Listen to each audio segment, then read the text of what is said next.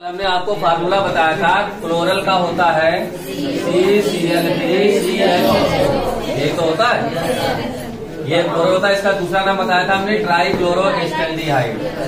अगर इसकी क्रिया किसी भी क्षार से करा दे हम, क्षार आपका NaOH भी हो सकता है, यहाँ पर आप KOH भी रख सकते हैं, तो आपका क्लोरोफॉर्म बन जाएगा CHCl3। यहाँ से इतनी चीज मिलकर बनाएगी क्लोरोफॉर्म। अब बचा क्या आपके पास, देखो CHCl3 मिलकर तो क्लोरोफॉर्म बन गया। ठीक, आपके पास बचा H, उसके बाद क्या बचा COO और Na, तो लास्ट में लिखेंगे HCOO Na। ठीक है, ये क्या बन गया क्लोरोफॉर्म। ठीक, और लास्ट वाले का नाम, लास्ट वाले का नाम ये सोडियम, और ये होता फार्मेट, तो ये हो गया सोडियम फार्मेट। ठीक है, ये दूसरी है बनाने की विधि क्लोरोफॉर्म। ऐसे ही तीसरी विधि देखे, अभी लिखेगा कोई नहीं, ठीक है, पहले समझ लो। अच्छा, तीसरी विधि जो है उसको हम बनाएंगे अब कार्बन टेट्रा क्लोराइड से। एक कार्बन टेट्रा क्लोराइड से,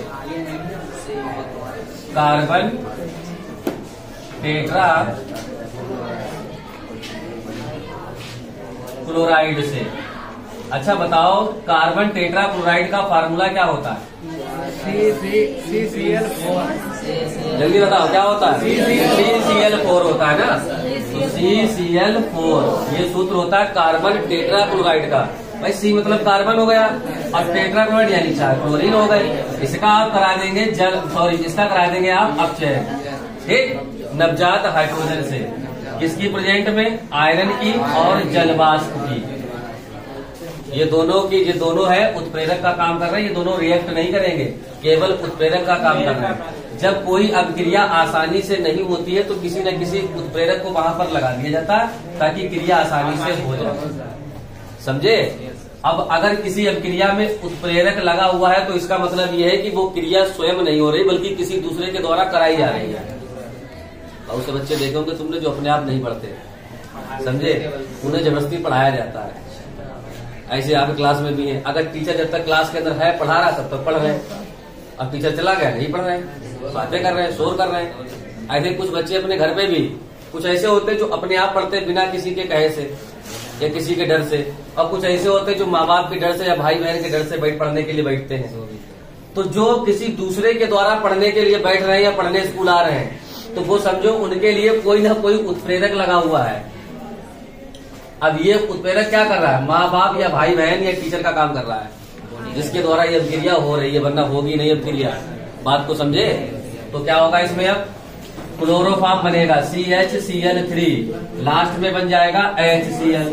ये कहलाता है नवजात हाइड्रोजन। अब तुम्हें बैलेंसी भी पूरी करना है। बैलेंसी कैसे पूरी करना, जल्दी बताओ कितनी होगी बैलेंसी? 12-11। कितने क्लोरीन है? 4। ठीक, यहाँ पर कितने? 3 और 1 4। कितने हाइड्रोजन है यहाँ पर? 1। यहाँ पर कितने? 1 और 1 2। तो नवजात हाइड्रोजन में कितने से गुणा करते हैं? तो देखो हमने कार्बन टेट्रा क्लोराइड के द्वारा भी क्या बना लिया? क्लोरोफॉर्म। अब नंबर 4 मेथेन से बनाएंगे। मेथेन का फार्मूला जल्दी बताओ क्या होता है? मेथेन का फार्मूला CH4 होता है ना। तो मेथेन से भी कैसे बनाएंगे? देखो, मेथेन से अगर हमें क्लोरोफॉर्म बनाना है तो ये कई पदों में बनेगा। सबसे पहले मेथेन की क्रिया आप किससे कराएं? बताओ, ऐसे क्रिया किससे कराएं? थोड़ा इमेजिन करो कि क्रिया किससे कराएं, बताओ जल्दी बताओ। मेथेन की क्रिया किससे कराएं?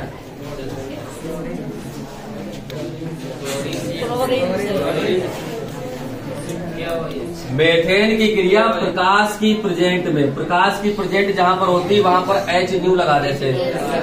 H पढ़ा जाएगा इसको। H का मतलब होता है प्रकाश की उपस्थिति में अगर मेथेन की क्रिया हम क्लोरीन से कराते हैं, किससे? क्लोरीन से कराते हैं तो क्लोरोफॉर्म बन जाता है।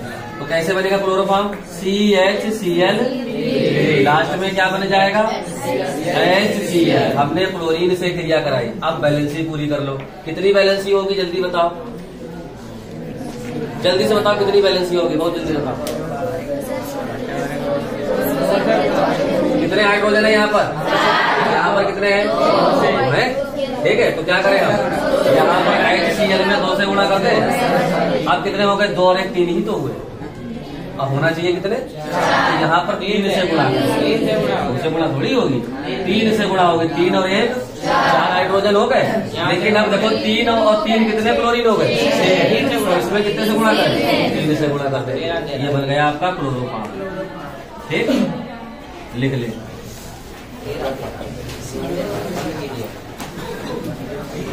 डालें भौतिक गुण, फिजिकल प्रॉपर्टी।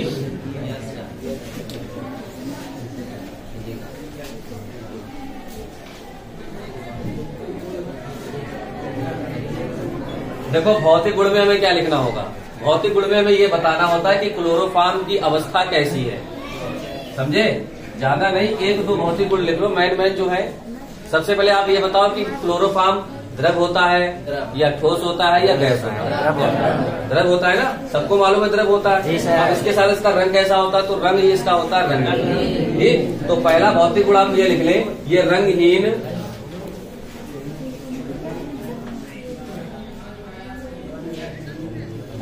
ये रंगहीन जल से भारी द्रव है। रंगहीन जल से भारी द्रव है, जल से भारी द्रव है। अब होता कैसा सब लोग जानते हैं, नशीला होता है। इसको सुनने से क्या होता है? इंसान बेहोश हो जाता है।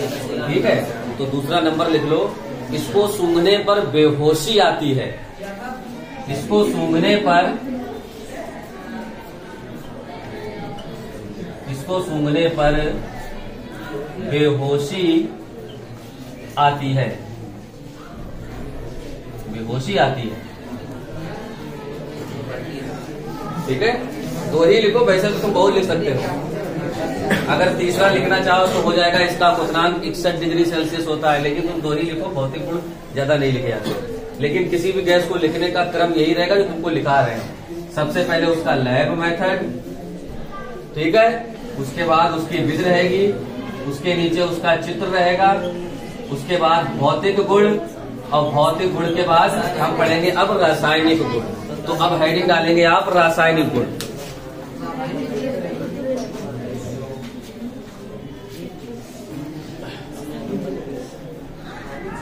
हाँ, रासायनिक गुण हेडिंग डालेंगे।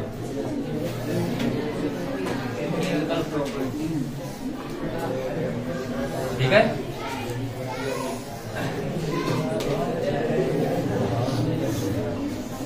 रासायनिक गुण को क्या कहेंगे हम लोग इंग्लिश में? Chemical property.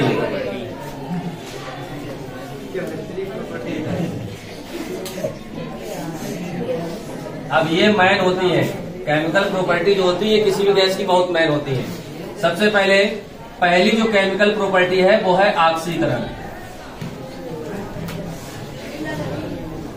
हेडिंग डाल लें, हाँ, ऑक्सीकरण।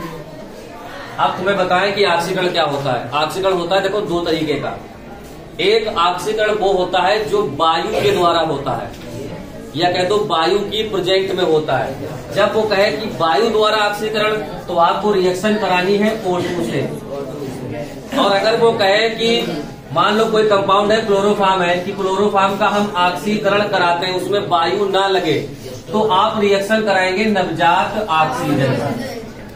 अगर वायु ना लगे तो क्रिया किससे करानी है? नवजात ऑक्सीजन से। अगर वो कहे वायु द्वारा, तो क्रिया किससे करानी है? O2 से करानी है। दोनों ही ऑक्सीकरण आपके माने जाएंगे, समझे? तो इसमें जो ऑक्सीकरण होगा वो वायु द्वारा होगा, तो रिएक्शन किससे कराएंगे हम? अब क्लोरोफॉर्म का अगर वायु द्वारा ऑक्सीकरण करा दो तो बहुत विषैली गैस बनती है, जिसको हम लोग कहते हैं फास्जीन गैस। तो देखो सूत्र क्या होता है क्लोरोफॉर्म का? CH ठीक।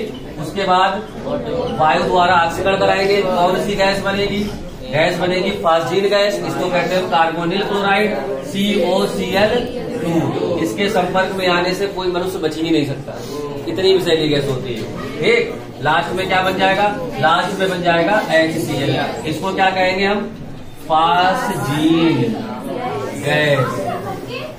ठीक, ये हो गई फास्जीन गैस। और इसका रासायनिक नाम बता दो जल्दी से, जल्दी बताओ रासायनिक नाम। ये कहलाएगा कार्बोनिल क्लोराइड। ठीक है, तो इसका रासायनिक नाम होगा कार्बोनिल सर हाँ हमने जाओ। कार्बिल वो जो है रासायनिक जो है केमिकल प्रोपरेचर उसका वीडियो डाल देना आप कार्बिल हमें आपको समझ में नहीं आया। वीडियो में कार्बोनिल क्लोराइड, ठीक है, समझ गए, ये रासायनिक नाम हो गया। कभी कभी बहुविकल्पी में पूछ लेते हैं एमसीक्यू में कि निम्न में से सबसे विषैली गैस कौन सी है, तो आपके पास 4 ऑप्शन होंगे, उसमें देखेगा फास्जीन गैस, कार्बोनिल क्लोराइड रासायनिक नाम। जल्दी से इसकी वैलेंसी बताओ।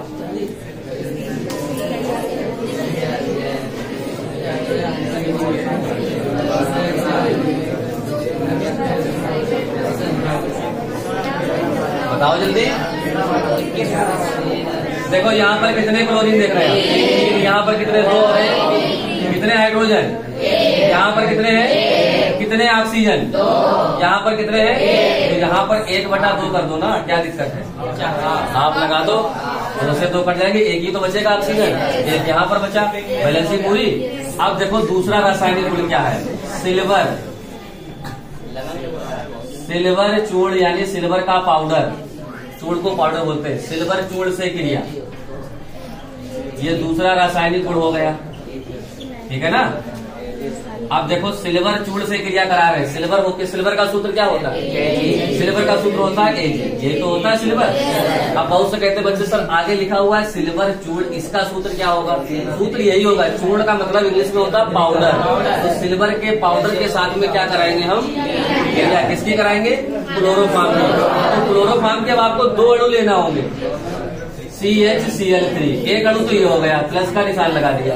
अब चाहे तो आप यहीं पे 2 से गुणा कर दो, और अगर नहीं गुणा कर रहे हो तो इसके आगे एक अणु और लिख लो क्लोरोफॉर्म का, तो पहले 3 क्लोरीन लिख लिए, उसके बाद हमने लिख लिया CH। ये भी सूत्र किसका है, क्लोरोफॉर्म का है, एक अणु ये हो गया, एक अणु ये हो गया।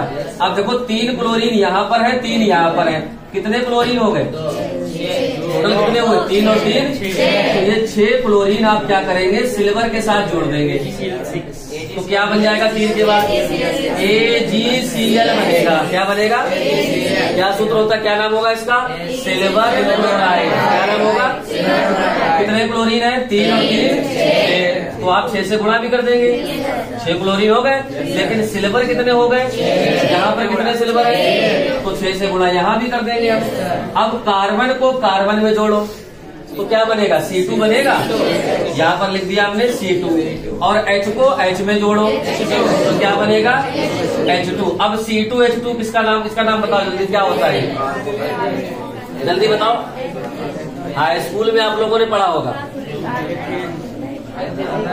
देखो CH4 क्या होता है, CH4 होता है एल्केन श्रेणी का पहला यौगिक, जिसको हम कहते हैं मेथेन।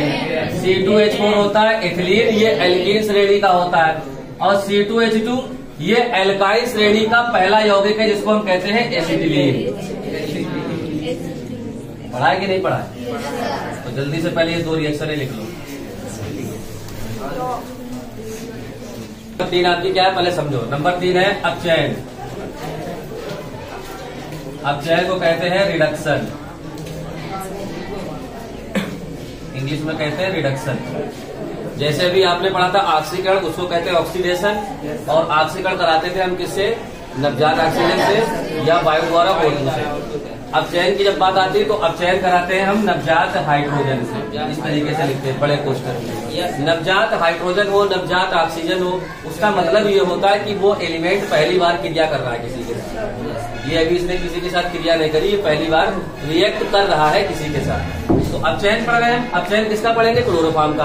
अपचयन अलग अलग माध्यम में होता है, तो इसका अपचयन हम 3 तरीके से पढ़ेंगे।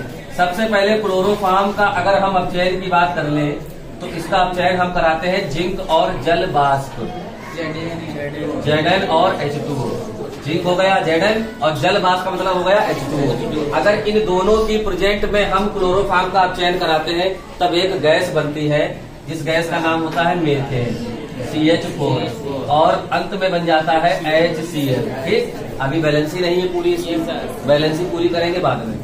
अगर यहाँ पर हम प्रेजेंट को बदल दें, बच्चे कहते हैं कि सर प्रेजेंट लिखना जरूरी होता है, ना लिखे पेपर में तो नंबर कट जाते हैं। प्रेजेंट का लिखा होना जरूरी है, और जो प्रेजेंट होगी वही लिखोगे। ये भी नहीं कि यहाँ पर अगर H2O लिखा हुआ तुम यहाँ पर NaCl लिख दो या HCl लिख दो, ये भी गलत हो जाएगा, फिर कुछ और बन जाएगा, हो सकता है रिएक्शन ही ना हो। तो CHCl3। अब दोबारा से इसका आप चयन करा के देख रहे हैं नवजात हाइड्रोजन से, लेकिन अब प्रेजेंट को बदल दिया गया। अब प्रेजेंट यहाँ पर रहेगी जिंक और तनु HCl की, यानी HCl है तो, लेकिन कैसा विलयन है, तनु HCl है। तब क्या बनेगा, तब बनेगा डाइक्लोरोमेथेन CH2Cl2 और लास्ट में HCl। बात समझे? अभी बैलेंसी इसकी भी नहीं पूरी है, नाम लिख दे रहे हैं इसका, डाइक्लोरोमेथेन।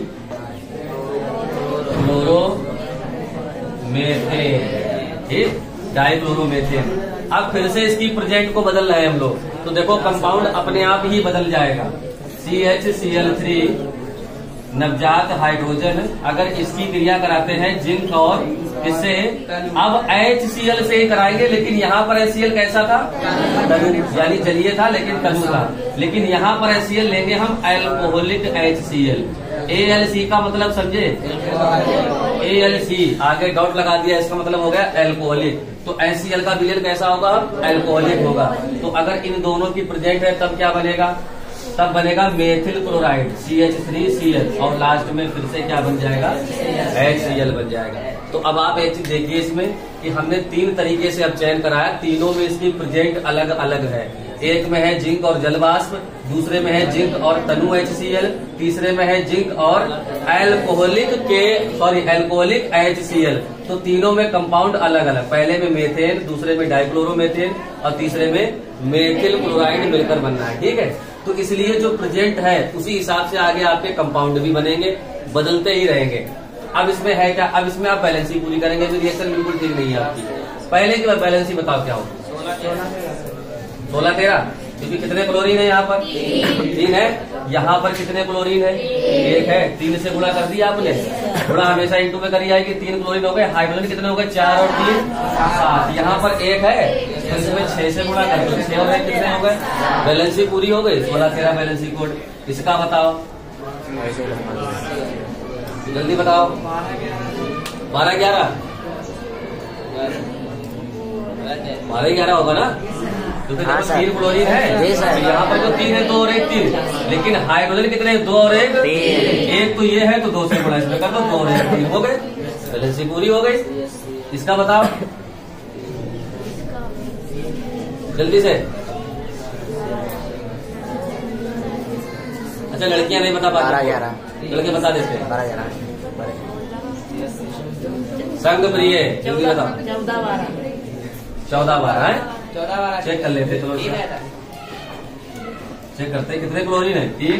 यहाँ पर कितने, 1 और 1 2 है। ठीक है, तो यहाँ पर HCl में क्या करें, 2 से गुणा कर दें, 2 और 1 3 हो गए। अब कितने हाइड्रोजन हो गए, 3 और 2 5। यहाँ पर कितना 1 है, तो 4 से गुणा कर दो, 4 और 1 तो 14-12 बैलेंसी। ठीक है, लिख लें इसको जल्दी से।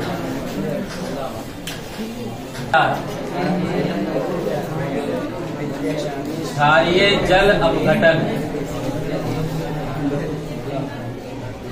इसका मतलब क्या समझे आप लोग। एक होता है जल अपघटन। देखो, जब कहता है जल अपघटन तो क्रिया जल से करा देते हैं किसी भी कंपाउंड की। अगर कहता है क्षारीय जल अपघटन तो क्रिया किसी क्षार से करा देते हैं। तो क्लोरोफॉर्म है CHCl3, लेकिन अब अगर हम क्षार लेंगे तो अब लेंगे हम KOH। ठीक, अगर क्लोरोफॉर्म की क्रिया हम क्षार से कराते हैं तो कोई फॉर्मेट बनता है, क्या बनेगा, HCOO। अब यही पोटेशियम क्लोरीन से क्रिया कर लेता तो बनाता है KCl और लास्ट में बनाता है H2। ठीक, ये क्या बना जल्दी बताओ। देखो, ये पोटेशियम हो गया और HCOO क्या होता है, फॉर्मेट होता है। तो इसको क्या कहेंगे हम, पोटेशियम फॉर्मेट। ठीक है, पोटेशियम फॉर्मेट। अभी बैलेंसी नहीं पूरी इसकी है, बैलेंसी आप पूरी करेंगे। अब रिएक्शन नंबर 5 बता रहे हैं आपको। रिएक्शन नंबर 5 क्या है, नाइट्रिक अम्ल से क्रिया। बहुत इंपॉर्टेंट रिएक्शन है ये, नाइट्रिक अम्ल से क्रिया। समझ लो पहले इसको, नाइट्रिक अम्ल से क्रिया। नाइट्रिक अम्ल का सूत्र कितने बच्चे जानते हैं, नाइट्रिक अम्ल नहीं, गलत है। नाइट्रिक अम्ल बताओ, ये भी गलत है। नाइट्रिक अम्ल का सूत्र होता है, देखो, HNO3 नाइट्रिक अम्ल होता है। ठीक है, ये एक एसिड है, प्रबल एसिड है, स्ट्रॉन्ग एसिड है। अब ये रिएक्ट किससे करेगा? क्लोरोफॉर्म से।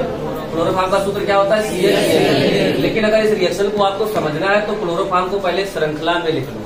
तो इसमें केंद्रीय परमाणु कौन है? कार्बन है। कार्बन हो गया केंद्रीय परमाणु। इससे कितने क्लोरीन जुड़े हैं? तो आप पहले 3 क्लोरीन सिंगल बॉन्ड से जोड़ दिए। जोड़ दिया आपने 3 क्लोरीन, और इससे एक क्या जुड़ा हुआ है? एक हमने हाइड्रोजन भी जोड़ दिया सिंगल बॉन्ड से। अब ये इससे क्रिया कौन करेगा? नाइट्रिक अम्ल, जिसका सूत्र क्या होता है? अच्छा, अगर इस नाइट्रिक अम्ल को भी हम श्रृंखला में लिख ले, क्या लिख ले? सबसे पहले हम H, इसमें से H और O को अलग कर दें तो सिंगल बॉन्ड क्या बचा? NO2 बचा, ये तो बचेगा। अब हमने इसको अलग क्यों करा? उसकी वजह क्या है? क्योंकि हमें इस OH में ये वाला H जोड़ना है। तो क्या बन जाएगा? ये H2 यहाँ से हट जाएगा। जब ये H2 हटा तो यहाँ कार्बन के साथ में क्या जुड़ जाएगा? NO2 आकर जुड़ जाएगा। तो सूत्र क्या बन जाएगा? ये कार्बन हो गया। कितने क्लोरीन है? 3 क्लोरीन। 3 क्लोरीन जोड़ दिए हमने, और उसके साथ में क्या जुड़ा हुआ है? NO2। ये NO2 जोड़ दिया। अब यहाँ से क्या हटेगा? OH में क्या जोड़ा? H क्या बन गया? H2O। तो लास्ट में क्या बन जाएगा? अब इसका नाम क्या होगा? इसका नाम होता है क्लोरोपिक्रिन। क्लोरोपिक्रिन। ये रिएक्शन ज्यादातर एग्जाम में ऐसे आती है कि कैसे प्राप्त करोगे क्लोरोफॉर्म से क्लोरोपिक्रिन। केवल रासायनिक समीकरण लिखिए। या क्या होता है जब क्लोरोफॉर्म की क्रिया नाइट्रिक अम्ल से कराते हैं, केवल रासायनिक समीकरण लिखिए तो क्या बनेगा? क्लोरोपिक्रिन बनेगा। ठीक है, ये अब पहले इसकी वैलेंसी बताओ। तो इसकी तो कंप्लीट है। 14 क्या है? कितने क्लोरीन है? 3। यहाँ पर कितने हैं? 1 है। कितने से गुणा करें? 3 से। कितने पोटेशियम हो गए? 3 और 1। यहाँ कितने हैं? 1। 4 से गुणा करेंगे। अब कितने ऑक्सीजन हो गए? 4। यहाँ कितने हैं? 2। तो गुणा करके 2 से कर दे। 2 और 2 कितने हो गए? पूरी हो गई।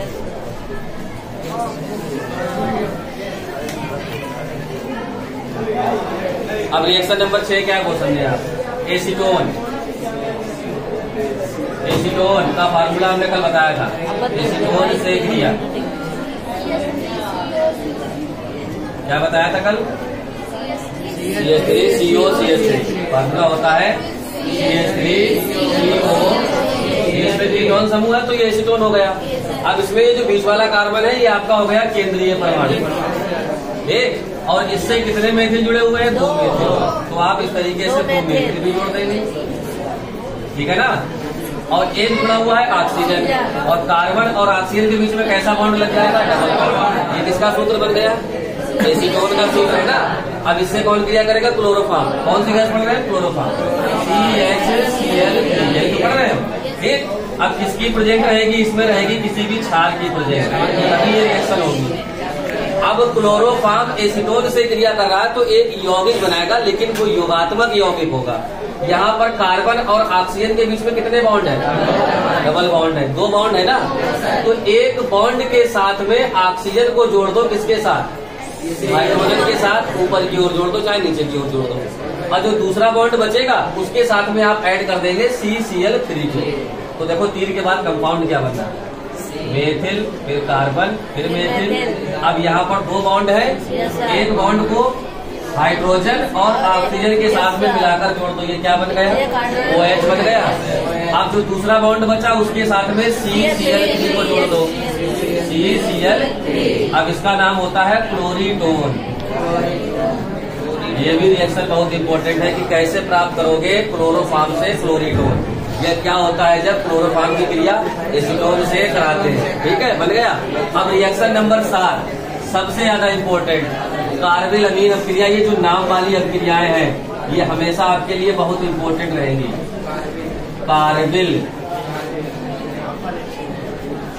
कार्बिल अमीन अभिक्रिया, इस पे टिप्पणी आती है, पिछली बार आ चुकी है अपने जब पेपर आया था इंटर वालों का।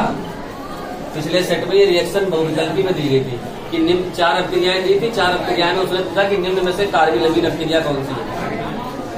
ठीक है, तो कार्बिल अमीन अभिक्रिया, ये नाम वाली जो क्रियाएं होंगी इन पर टिप्पणी लिखने के लिए आएगी। कम से कम आपके सेकेंड केमिस्ट्री में अगर पूरी केमिस्ट्री आप पढ़ेंगे तो कम से कम 30 या 40 रिएक्शन ऐसी है जो नाम वाली है, जो तुमको याद कर देंगी। कार्बिलमीन अपक्रिया, आगे आप पढ़ेंगे सैंडमायर अपक्रिया, डार्जेन अपक्रिया, सिमट अपक्रिया, किटार्ड अपक्रिया, पर्किन अपक्रिया, हेलोफार्म अपक्रिया, बहुत सी ऐसी नाम वाली अपक्रिया है। ठीक, तो कार्बिलमीन अपक्रिया है। कार्बिलमीन अपक्रिया को पहले हम समझ लें, इसकी तुम्हें हिंदी में लिखनी पड़ेगी, बाकी किसी की हिंदी लिखो चाहे ना लिखो, कोई दिक्कत नहीं। तो क्लोरोफार्म, इसमें दो बातें याद रखो कि क्लोरोफार्म क्रिया करता है किसी भी अमीन से। अमीन जानते हैं क्या होता है?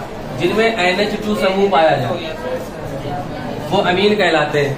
अगर इस NH2 को तुम मेथिल के साथ जोड़ दो तो मेथिल अमीन, अगर तुम इस NH2 को एथिल के साथ जोड़ दो C2 तो एथिल अमीन।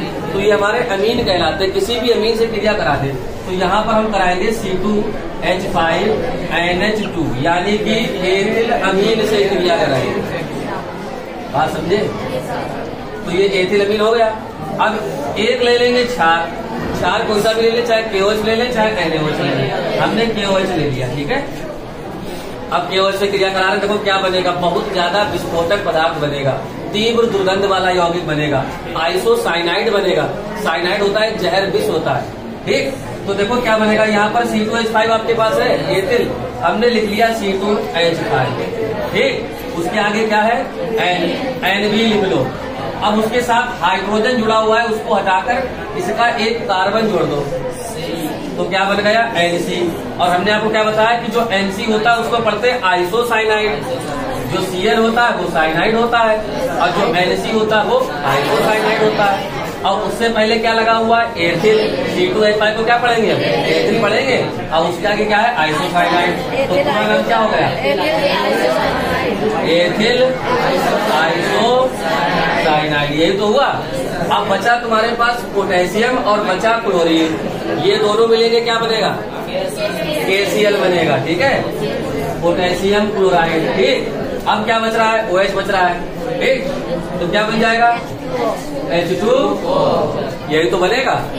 अब इसी को देखकर तुम इसकी, ये तो मेन रिएक्शन हो गई, अगर तुम इसको देखकर इसकी जर्नल रिएक्शन बनाना चाहो तो वो भी बन जाएगी।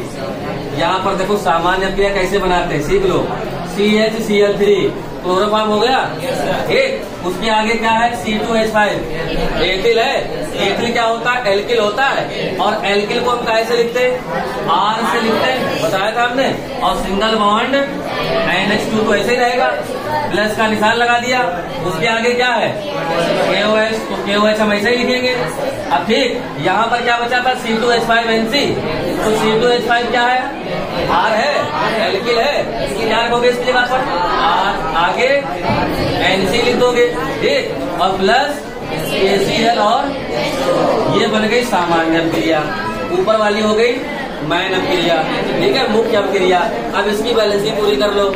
कितने क्लोरीन है, 3 है। यहाँ पर कितने हैं, 1, कितने से गुणा करें। अब पोटेशियम कितने हो गए, यहाँ कितने हैं, 3 से गुणा करते हैं यहाँ। अब यहाँ पर चेक करो, ऑक्सीजन कितने हो गए, 3। यहाँ कितने ऑक्सीजन, 1, 3 से गुणा कर दे। तो कोड क्या हुआ, 3 से पहले 1 और 3, तो 113, और 3 के बाद 100। जो कोड इसका है भाई इसका रहेगा, ठीक है। इसमें हमने गुणा कितने से करी, 3 से, यहाँ कर दो गुणा, ठीक है। यहाँ पर भी 3 से गुणा, यहाँ पर भी 3 से गुणा। अब पहले ये रिएक्शन लिख लो। ये रिएक्शन लिखने के बाद इसकी हेडिंग डालना, पहले इसकी हिंदी बोलेंगे हम, फिर ये दोनों रिएक्शन लिखना, ठीक। अब कार्बिलमीन अपक्रिया, पहले हेडिंग डाल लो। हेडिंग नंबर कितनी है, 7 है। पहले इसकी हिंदी बोलना है, लिखो क्लोरोफॉर्म को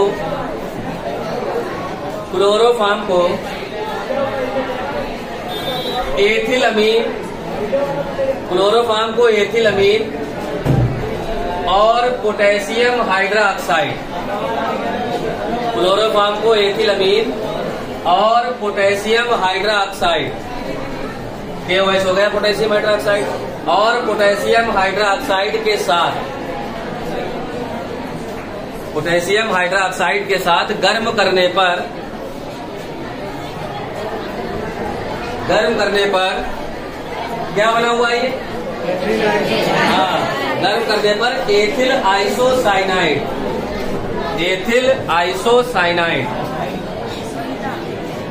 बनता है।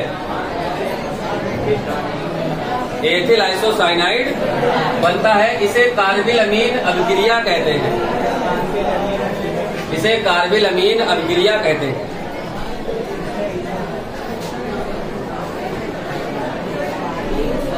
ठीक है, इतना लिखकर अब ये रिएक्शन लिख लो दोनों। ऊपर वाली माइल्ड रिएक्शन है, नीचे वाली जर्नल रिएक्शन है सामान्य।